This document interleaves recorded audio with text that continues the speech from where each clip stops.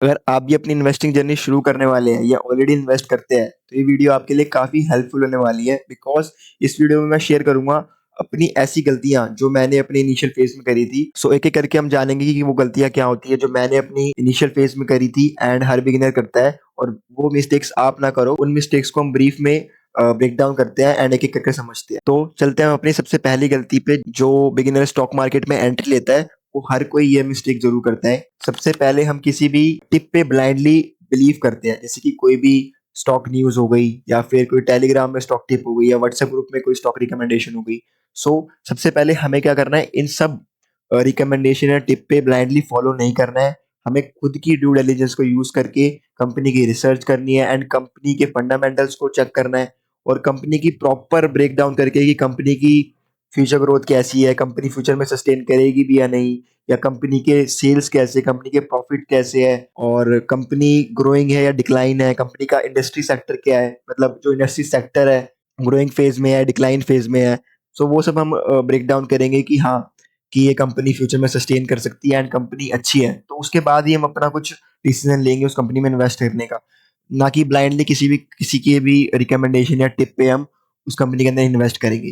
तो चलते हैं अपनी सेकंड मिस्टेक पे, जो हर कोई बिगिनर मतलब जब मार्केट में एंटर करता है तो वो यही सोच के करता है कि वो मार्केट से काफी अच्छे रिटर्न्स जनरेट करेगा, या फिर मतलब वो सोचता है कि मार्केट में अगर उसने एंट्री ले ली है तो वो अब बड़ा ही पैसा बना के निकलेगा। लेकिन ऐसा नहीं होता है। 99% ट्रेडर्स या फिर 99% इन्वेस्टर्स यहाँ पर पैसा लूज करते हैं अगर वो सही तरीके से इन्वेस्टिंग रूल्स को फॉलो नहीं करते हैं। तो कुछ इन्वेस्टिंग रूल्स होते हैं जो हर इन्वेस्टर को फॉलो करने होते हैं एंड कुछ गलतियां होती है जो नहीं करनी होती है, वही आज इस वीडियो में हम डिस्कस कर रहे हैं।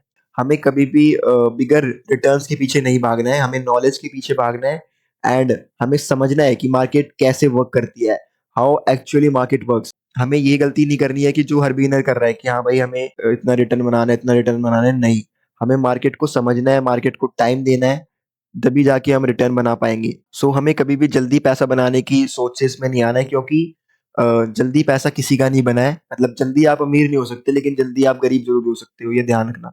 मैंने एक लाइन कहीं पढ़ी थी कि एक ट्रेड से आप कभी अमीर नहीं हो सकते, लेकिन एक ट्रेड से आप गरीब ज़रूर हो सकते हो। ये मैंने लाइन कहीं पढ़ी थी। तो आपको कभी भी बड़े रिटर्न्स के पीछे नहीं भागना है, पेशेंटली प्रोसेस को फॉलो करना है, उसके बाद आपका बड़ा पैसा ज़रूर बनेगा। अब चलते हैं अपनी मिस्टेक नंबर थर्ड पे, जो है इग्नोरिंग डाइवर्सिफिकेशन एंड रिस्क। जो भी बिगिनर मार्केट में एंट्री करता है वो कभी भी डाइवर्सिफिकेशन को समझता ही नहीं है और अपने रिस्क को नहीं समझता है।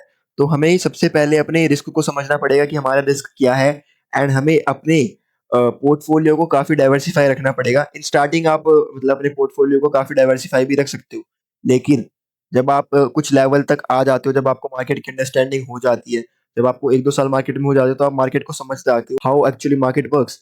सो उसके अंदर हम उस केस में क्या करेंगे, जैसे मैं अब मेरे को मार्केट में 2-3 साल से ज़्यादा हुए हैं, तो मैं क्या स्ट्रैटेजी फ़ॉलो करता हूँ और जो मैंने अभी तक सीखी है, जो मेरे लिए वर्क कर रही है, तो उसके अंदर हम क्या करेंगे कि अपने पोर्टफोलियो को ऐसे डाइवर्सिफ़ाई करेंगे, कुछ कुछ पार्ट हम अपने मेन स्टॉक्स में रखेंगे एंड कुछ पार्ट हम अपने सैटेलाइट पोर्टफोलियो में रखेंगे। अब इसका रेशियो क्या रहेगा, मैं आपको थोड़ा-सा ब्रीफ में बता देता हूँ। जैसे कि जो हमारा मेन पोर्टफोलियो होगा उसके अंदर हमारे ज़्यादा नहीं 3 से 4 मेन स्टॉक्स होंगे। फॉर एग्ज़ाम्पल हमने 30-30% करके 3 मेन स्टॉक्स में डाल दिया है। हमारा अगर जैसे ₹100 है तो हमने 30-30 रुपए करके 3 स्टॉक्स के अंदर डाल दिया है एंड जो बाकी के ₹10 है उसमें से हमने ट्राई करने के लिए माइक्रो कैप या स्मॉल कैप में, हम उसके लिए क्या करेंगे, जो सैटेलाइट पोर्टफोलियो है उसके अंदर हम एक-एक रुपया जो है 10 कंपनियों के अंदर डाल देंगे। सो जैसे कि आपको ये कुछ ग्राफ दिख रहा होगा, इस तरह से हमारा पोर्टफोलियो कुछ डाइवर्सिफाई होगा। और जो न्यू बिगिनर है वो क्या गलती करता है, वो अपना सारा पैसा जो है एक ही स्टॉक में डाल देता है एंड वो स्टॉक डूब जाता है तो उसका सारा पैसा खत्म हो जाता है। तो सो हमें जो थर्ड मिस्टेक है इसको ध्यान रखना है, हमें अपने पोर्टफोलियो को डाइवर्सिफाई रखना है, ताकि अगर कोई एक स्टॉक किसी भी रीजन की वजह से वो डाउन हो रहा है या फिर खत्म हो रहा है तो हमारे पूरे पोर्टफोलियो पे या फिर पूरी वेल्थ पे असर नहीं पड़ेगा। सो ये चीज हमें ध्यान रखनी है। एंड फोर्थ सबसे बड़ी मिस्टेक जो आमतौर पर हर इन्वेस्टर करता है, जो एक्सपीरियंस्ड है वो भी करता है एंड जो बिगिनर है वो भी करता है, कि वो क्या है कि इमोशनल इन्वेस्टिंग, मतलब वो कुछ ऐसे इन्वेस्टिंग डिसीजन लेता है जो उसको नहीं लेने चाहिए और वो उसके मार्केट पे या फिर उसके पोर्टफोलियो पे इफेक्ट करते हैं। वो इमोशनली डिसीजन लेता है। लेकिन मार्केट जो है वो इमोशन को नहीं समझता है। तो हमें मार्केट के इमोशन को समझना पड़ेगा, ना कि हमें मार्केट को अपने इमोशन दिखाने हैं। सो मार्केट के इमोशन को समझने के लिए हमें अपने इमोशंस को कंट्रोल करना पड़ेगा। तो फोर्थ सबसे इंपॉर्टेंट बात ये है कि हमें अपने इमोशन को कंट्रोल करना है, क्योंकि जब भी कोई बिगिनर होता है तो वो क्या गलती करता है कि जब भी मार्केट गिरता है तो वो उसमें बेचता है।